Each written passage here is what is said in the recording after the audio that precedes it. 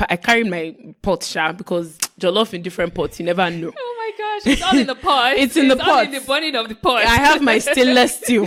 Okay. Three of them. So I carried all three of them. On the plane. On the plane. Oh, As I was checking in, they were just saying bagbo. So I was like, yes, don't worry about it.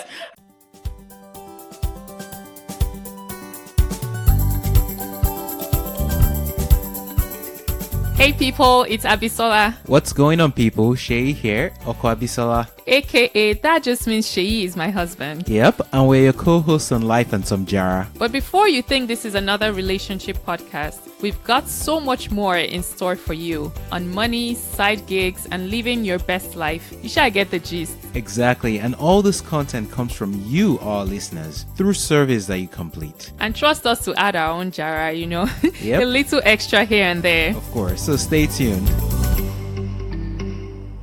Hey people, welcome to episode 6 of Life Some Jara. Welcome, guys.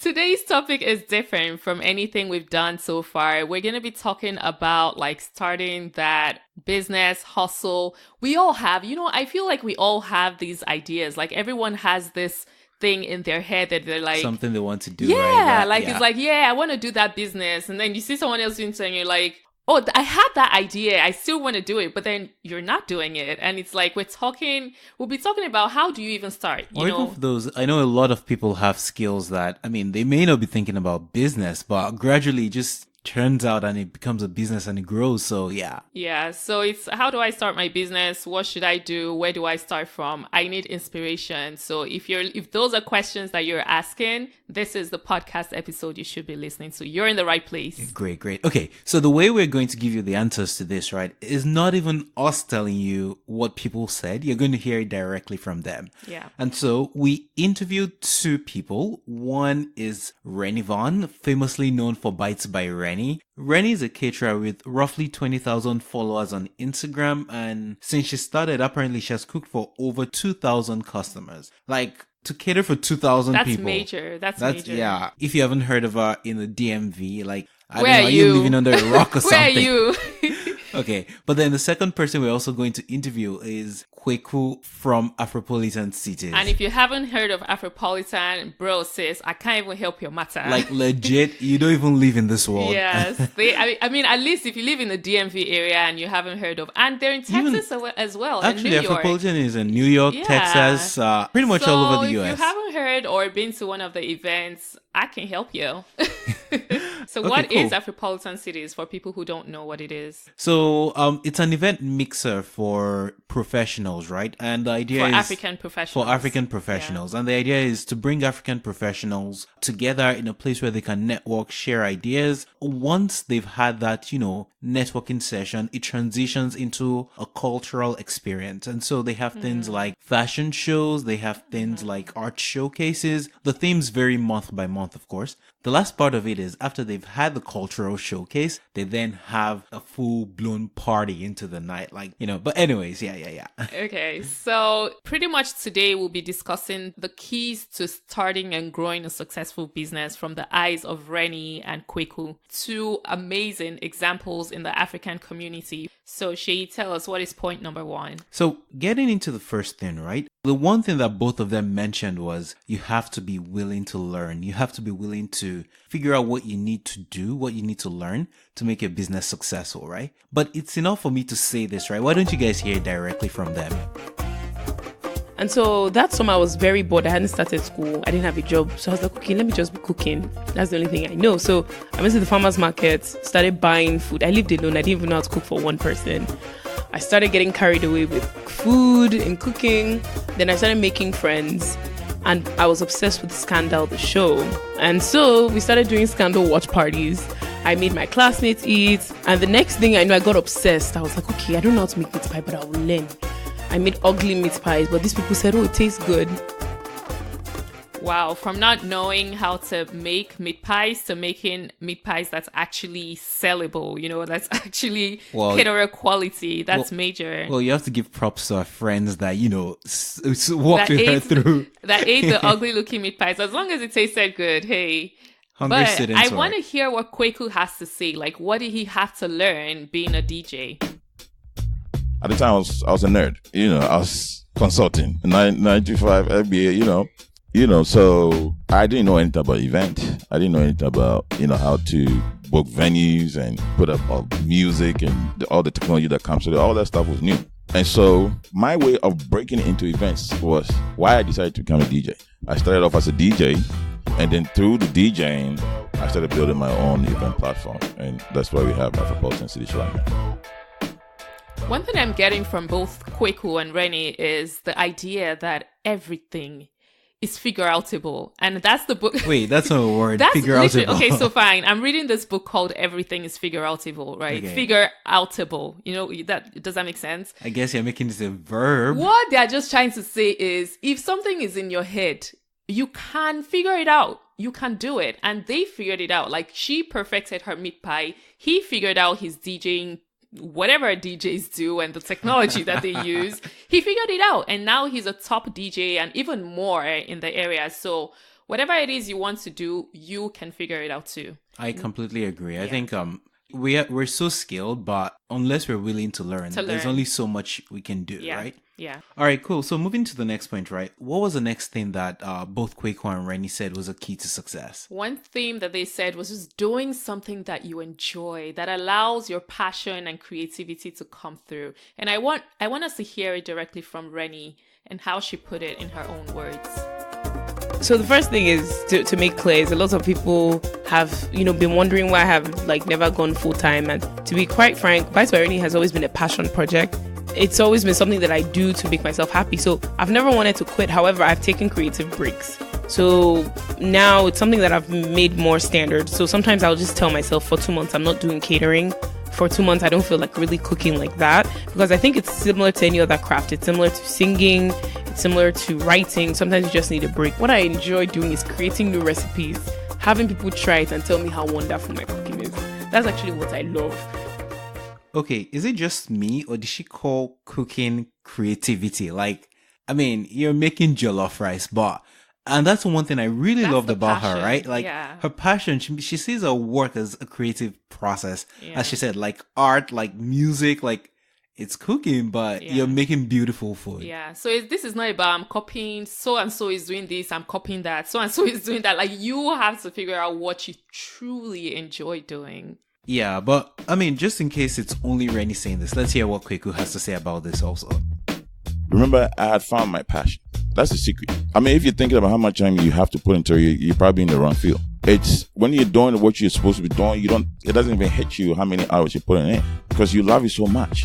All right. And so you do what you have to do to make it right. And so music, I love music. Music is part of my DNA. I guess after corporate America, after I did it all, I was trying to figure out how to now bring something that's me, that's quick, that's my DNA. How do I bring that to my passion and my skill set that I've acquired in corporate America, which is technology and business? How do I bring all of that together? And so that's how this started. And so music, technology, Bam. That's what I'm talking about right there. Do you hear how he describes it with so much passion? And by the time you're not thinking about how much time you're spending on your side gig or on your business, that's what I'm talking about right there. And he so much reminds me of how I spend time writing my blog, right? And Seyi is always teasing me like, yo, how many times are you going to reread this blog post? Like, just, it's okay. Just let it go. Guys, let me put it this way. She's spending time from 8 p.m. once we put the kids to bed till 11 p.m. at night. And I'm like, are you going to go to bed? There's, For me, let's watch a movie or let's have fun or I don't know, whatever. For me, I don't see it that way. I'm just saying it as I have something to deliver and I have to put in my best into it. And I'm not watching the clock as to how much time I'm spending on it. I can understand.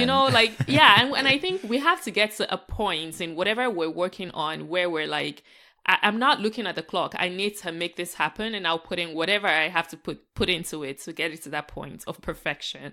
Yeah, no, I think both of them have spoken a lot about this. We can't say any more. Mm-hmm.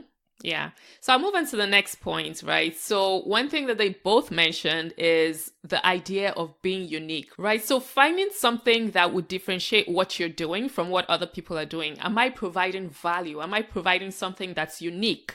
to my customers. That's one thing that they hit the nail right on the head on. Yeah, I mean, the way to think about it is find your unique selling proposition, right? Find something that nobody else is doing that you can do. But then I think what we want to hear is how do they go about finding that thing for themselves? Hey, What are you doing? That is what we sent him to business school for. Whatever. I guess the money didn't waste, right? Not for waste for words. All right, let's hear Kweku has to say. And if you look at it, it's the experience is a reflection of every aspect of my life, right? The DJ part, the professional part, and my passion for African development, all that infused into the experience. So it's very authentic. That's what I mean, and it's different because that's me. That's who Quake is, and I'm creating an experience that reflects what I represent. And so everybody's different. Yeah. The life journey, even if you're born in the same house, the life journey is different. Yeah. Some are not good experiences, some are good experiences. Whatever it is, that sets you apart. If you can tap into that story, that journey, and always create a product that reflects what that represents, that is your barrier to market entry, and nobody can replicate that, or at least for a while. So as you can see, right, he didn't just say, okay, I went to business school, now I'm going to be a DJ. It's not in my, they're completely different paths. Rather, what he did was he tried to figure out, how can I take my business knowledge, apply it to my tech background, and become the best DJ out there? Oh, wow. Okay, so let's hear what Renny has to say. I have a blog, rennyvon.com, and part of it is BitesbyRenny, where I come up with the recipes. So one day I just had this idea, I want people to, because people ask me questions, I want them to actually taste what it's supposed to taste like, so that when they go home to make it, it makes complete sense. What was really popular then was these sit-down dinners. People were having supper clubs, especially in the UK. I saw supper clubs. But I'm clearly not hip because I ain't I think maybe I heard about it. I think the foodie community was all the rage. We were doing supper clubs, formal dinners, and for me, I did not want something that I just don't like the idea of something boring. I'm like, I don't want someone to just be sitting down and be looking. That's not who I am. So I took some inspiration from what it's like for when my friends visit, get back to those watch parties. My friends come in, I do buffet style, take whatever you want. We have music in the background. There's laughing, gisting, music. And so I said I wanted to recreate something like that in the form of an event. And there was nothing like it in the DMV. I had looked, searched. No one was doing that kind of event. The idea was people would come into, I like doing lounge settings, like people's club rooms, because I don't want it to be formal. People came, we had music, we played games, we had cooking competitions. So after the first one, people really liked it. It picked up, and it's been something that has been going on. And now I think I'm at the 7th one. Once again, you see, just like Kweku, Renny just liked hosting, and so she had people over, and clearly that turned into a business, right? So for all of us, right, let's just recap the first 3 points they mentioned. If we want to start that successful business, if we want to grow that successful business, the first thing they've said is we have to be willing to learn any and everything, right? And then we should try to find something within our area of passion, something we enjoy doing. We should do it to the fullest and to the best possible. And then as we're doing it, then we should try to figure out, okay, if I really want to make this a business, or if I want to take this to the next level, even if it's not a business, how can I do it in a way that is unique to me? How can I differentiate myself from everything else that is out there? Yeah, that's right. So point number 4 that they both mentioned is, so now that you have the concepts, you found that thing that you're passionate about, that you want to turn into a business. The question you're asking is, so how do I get my initial customers? How do I get someone to believe in me enough to want to pay for what I'm offering? So let's hear what Renny has to say on how she started to get her customers. So then at the beginning of 2015, somebody just said, you should actually just open a food page and just try to see if you can go into business. I said, me, business. Okay, let's try it. So that's how, next thing I know, I opened my page and I begged the African Students Union at Georgetown. I said, please, just throw me a little bone and please support me. I will give you cheap discount. And next thing you know, they booked me and it just went off from there. Guys, when you're starting, don't be afraid to ask. People will help you. Friends, family, they will help you. as long as you don't ask too many times. But really, don't be afraid to ask. People as long really as your want to business help. makes sense, Sha, because Well, there are some businesses that don't make sense. or like if you're a caterer and like your food is horrible, like I'm sorry, I can't help you. I'll send you with prayers. Yeah, but yeah, in general, people are willing to help. Yeah. Okay, so this is what Kweku has to say about how he got started. And I'm doing this while I'm in my MBA. Remember this. So I had this idea of becoming one of the top DJs in the DMV. This way, every time you think about going to a party, you're not just thinking about any party, you're thinking about going to a DJ Quakes party. And I said, if there's any advantage I have in the space, that will be it. That's at least for now. Right, okay. At least for now, being new in the space. Right. And so, and I'm also, because of my vision sort of created a lane for me, a lane that I prefer, that I wanted to play in, which is the professional circles. So you wouldn't see me in the club. Right. You wouldn't see me, on your every Saturday night DJ, because I didn't want to set myself that way. What I wanted to do was, if you were doing anything related to African development, we provided the entertainment, and DJ Quakes was the name you think about in those cycles. So you differentiated yourself. So I differentiated myself. That's perfect. I created a niche for me. That's perfect. So I was working with organizations like YAP, Young African Professionals, the schools, the universities. And so I was playing the Harvard Africa Business Conference after party. I was playing for the Wharton Africa Business Conference after party. And every time you saw me, you're likely to see professionals. And I'm always playing for professionals. That's it. Once again, Kweku, just like Renny, reached out to those in his circle, right? Renny reached out to the African Students Association. Kweku reached out to Africa business clubs in different business schools around the US, and he played for them, right?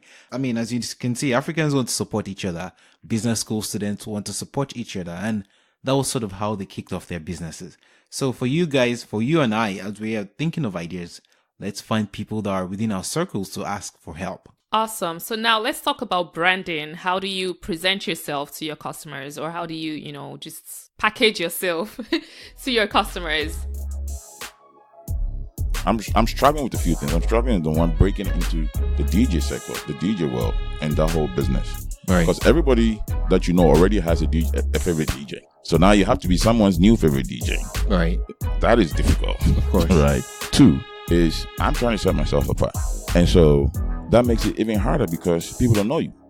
So first of all, they have their DJ and you're coming out as a new DJ. They don't know what you can do. They don't know what you can offer. And then you're trying to be different. And you're trying to make them pay more for you. So all of that. But again, I did that. I filled that gap with a lot of good branding. Right. For example, videos. What I did is, one of the things I did in terms of branding is I hired a videographer, badass videographer, who followed me everywhere I went. I said to myself, the market is hard to break into. And the number one question that my clients are looking to answer is, am I good enough? Am I better than the DJs that they know? They won't hire me for me to prove that. So I have to figure out a way to show it to them. So I hired a videographer. I said, you don't have to hire me, but watch this video. I invested a lot of time in creating these videos. And I can tell you that 99% of the time, when a client called me, and I didn't waste no time on the phone, I said, I have a video for you to watch. Right. I sent them 2 or 3 of the videos from different parties, clients, Harvard, this, that. They watched it and they called me back. My conversion was ridiculous. Wow. After I started creating those videos. That's genius. I personally need a videographer and a photographer to follow me around town. And a social media editor, right? All of the above. Okay. But Renny also has something pretty cool to say. Let's hear from her. I think it was very similar, right? Yeah, let's hear from her. Do not underestimate the power of Instagram. First and foremost, I took the time to learn food photography, so putting out the content. And then 2, I did a lot of self-learning on designing, making food appetizing, making it look appetizing. So Instagram really helped, but also working on the craft to say that this is the presentation I offer. Then thirdly, I think being more personable on my IG. A lot of people love to say, I'm separating my business from my personal blah blah. But I will say, a lot of people that have been following my Insta stories, they feel like they know a part of me, especially with the Roku TV. with that, people feel like they know me, and so they're more inclined to want to support my business. So they make it's very casual. They come into my DMs, I'm thinking about this, can you help me? And in a friendly manner, I'll say, okay, let me help you think through. If this is your budget, let's do this, let's do that. So I think that being personable has helped. So now, people feel like, they know me. Yeah. So they're more, when they want to recommend people to their friends, they'll say, oh yeah, Renny, BitesbyRenny, this is what she does. Her profile, she's very funny. You should also check out her business. So I think that helped a lot. People underestimate the power of putting good content on Instagram and just being personable. And when I say being personable, when people order food from me, I tell them, I'm like, we're not best friends, but I want you to know that we are friendly on a certain level because you've patronized my business. I do thank you cards. My people that have been coming to my events, they get first dibs on my tickets. I'll send them the link and say, here's a discount code. Thank you for coming. Being personable, I think, has really helped the business.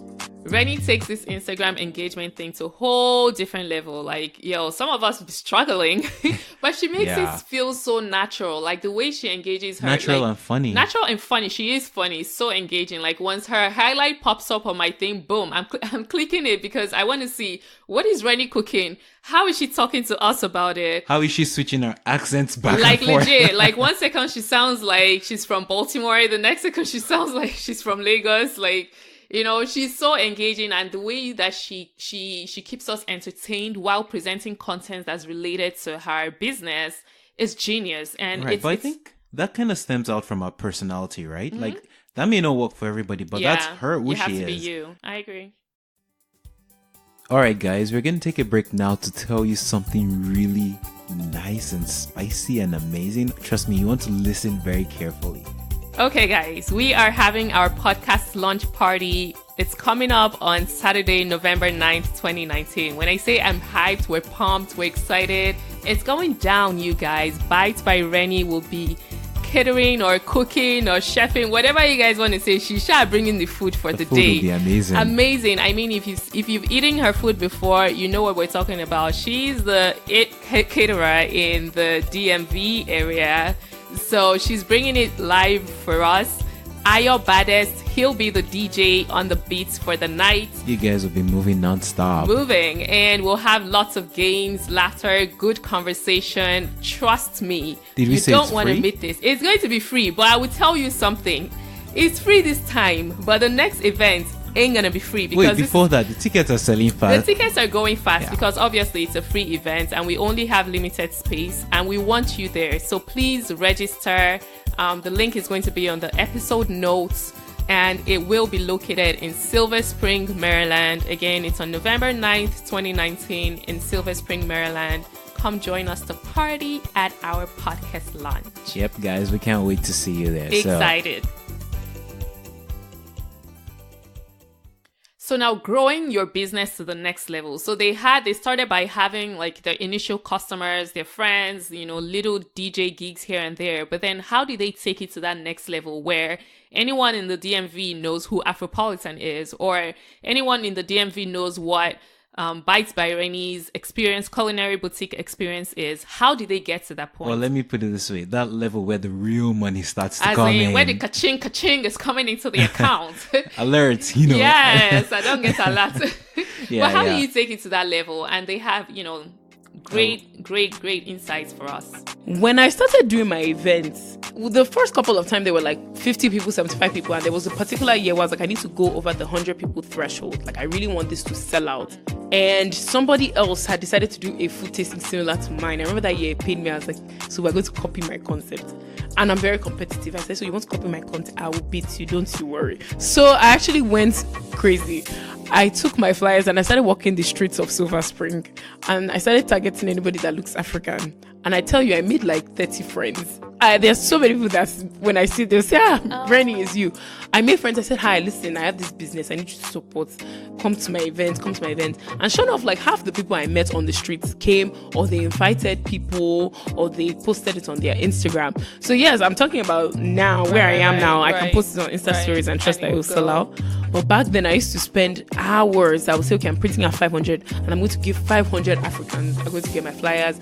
I would go for, Afropolitan. I would go for any event where I knew Africans would be. I intentionally started going and I forced myself to be a marketer. I think this is where my day jobs help as a consultant. I was marketing. So that was less glamorous. But I think for anyone that's seeking to grow engagement or seeking to get the word about their business, you're going to overcome that hurdle of talking to strangers. You have to talk to strangers and become personable and be vulnerable enough to say, it's new. I really, really need your support. You want to support black business. I'm a black person in your face right now. How you, while I'm here. Just do it, man. Please repost it. This is my Instagram. And I did so many things, like so many encounters. Just don't be afraid to tell people who you are. Yo, that is what you call grinding. She was grinding. Like, wow. That's intense. And I was inspired when she said that. Like, wow. I feel like, honestly, I need to think about my Instagram game, or actually, not even just Instagram. Just Instagram. I need to think about my your entire, grinding. grinding game. Your grinding game. Yeah. Yeah, but on it's still the same thing, right? Kweku has a very similar story. Let's hear from him. But then how did you go from, say, 100 or 1,000 customers to what, 40,000 customers that you now have, or even more? Right. So now I have over 100,000. Oh, wow. Yeah. And these are 100,000 Africans. This is Africans. Well, I did a few things, but I'll share one of this. I think one of the smartest things I did in the beginning. My strategy was always to go into events. I started off as a DJ, but I always had it in mind that was at the time one of my short-term goals. Right. And so what I did was when the client called me, I feel like I'm about to get some NBA talk, guys. Listen very closely right now. Let's hear when it. the client called me to book me. Remember I said my pricing was crazy, right? So what I did is I have this heavy pricing that a lot of the times the African community struggled with. And so what I did, I found the middle ground, right? I found the middle ground with that. When the client called me and they said, we want to book you, but we can't afford $3,000 or $4,000. What I would say is, well, what we can do is get into an agreement. I can bring the price down. I can give you a huge discount in exchange for your contact list. Wow. All the people that are going to be at this event, I need you to send me a spreadsheet of their phone numbers, emails, and names. Okay, I'm going to use that tip, by the way. Just FYI, okay? For everybody listening, I need you to, subscribe, and I'm just kidding. Continue. Right. So what happened was, over 2-3 years, I had compiled a long list of. This is before I started doing my own event. I was doing other people's events as a DJ, but I was using that to build app to lead to my event. So frankly, when I did my first event, I already had a database of at least 1,000 or over 1,000 people. That's nice. I signed it up. About 150, 200 people showed up for my first event. Wow, that is completely unthinkable. Like, that's genius. I mean, oh, no, I think that sounds. Well, hey, it was back in the days, in the wild west of consumer data. Kind of different then, yes. Yeah, I think the rules have changed a little bit with GDPR in Europe. I think things will change. Yeah. But that was genius. Him thinking about it, way back when. Then, like that's impressive. For sure. So the next thing they both mentioned is just doing things with excellence. We need to leave the days of mediocrity behind. If your business is just one kind, nobody's interested. So this is like, how did they push for excellence? Like, and not just excellent, to be consistently excellent in everything they're doing. They both had great insights. Let's hear from Renny. When I've done research in the culinary world, it still centers on European methods, and I just don't care about that line of cooking. That's fair. So when I thought about all the things that I know how to make, and I make them pretty well, I was like, this is a waste of money. I'm not going to go and learn how to make some sort of filet mignon, and then I get back and I'm making egusi soup. Like, where did you help me? Like, I'm fine where I am. And I believe in Malcolm Gladwell's Outlier book. He said, if you do something for 10,000 hours, you become an expert. So I'm fine with what I know, and it's been working for me. I mean, I'll tell you, I wouldn't have minded me some filet mignon mixed with egusi soup with some okra. I don't know. I mean, that's why he's not the chef. Clearly, that's why I'm not the chef. But I mean, I think it's pretty cool, right? Like, she could easily have tried to go learn something else. And I mean, yeah, it's good to learn other things, but learn things that will push you in the direction you want to go. Yeah, you have to stay focused. And Renny's perfection has pretty much opened doors for her. Guys, you have to hear this story about how she was flued out. Let's go. Okay, so give us the gist. I saw recently that BitesbyRenny, this wonderful lady, flew to, where did you fly to? New Orleans? North Carolina. North Carolina. She flew on the airplane to go cook jollof rice for someone's party. I need to know the gist. Let me tell you, the thing shocked me myself. Okay. As Yoruba people say, "Oh, Camilla Rade," I was very surprised. This groom is my customer. He's ordered jollof from me. Came to me late last year. First proposed it that he really, really wants my jollof for his wedding. That I should stay tuned. I said, okay, this one is a joke. Very soon he will stop. He came back again in March. He said, let's discuss logistics. Like, what would you need?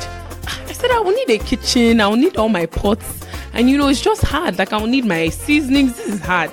He said, okay, we'll provide all that. The bride's mom, they will have that. I said, okay, I will need someone to drive me around. Okay, I'll make myself available. Next thing I know, he said, please send me your date of birth. I'm buying your ticket. So I don't know. I mean, I do know. I don't even have any need to be fake humble. The jollof rice really is spectacular.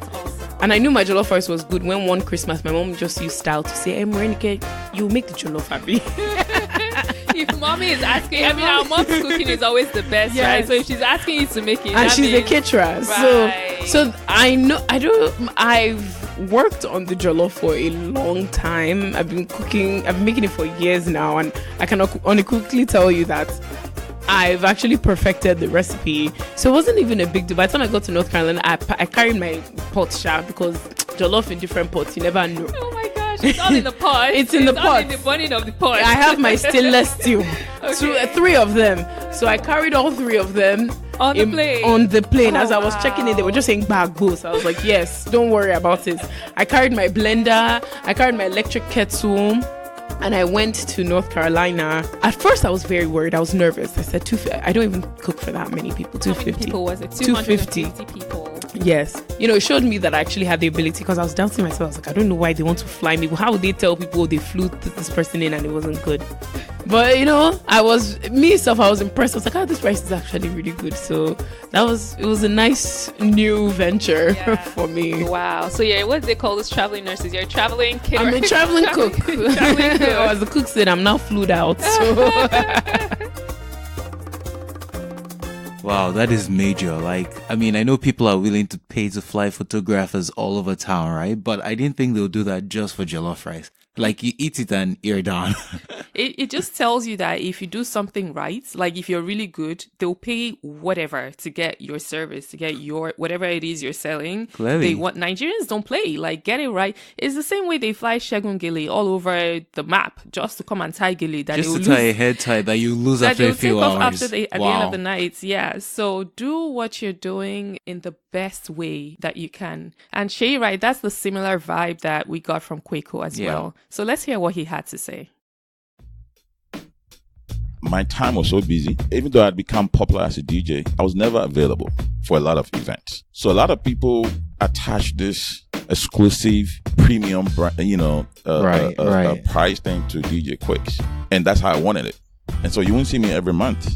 Every weekend. But when you saw me, you're paying a hell of a lot. But also, I spent a lot of time really branding myself. Of course. I made a lot of investment really branding myself. So when you're paying for it, you knew what you're getting. And then the product was I invested thousands and thousands of hours becoming a good ass DJ.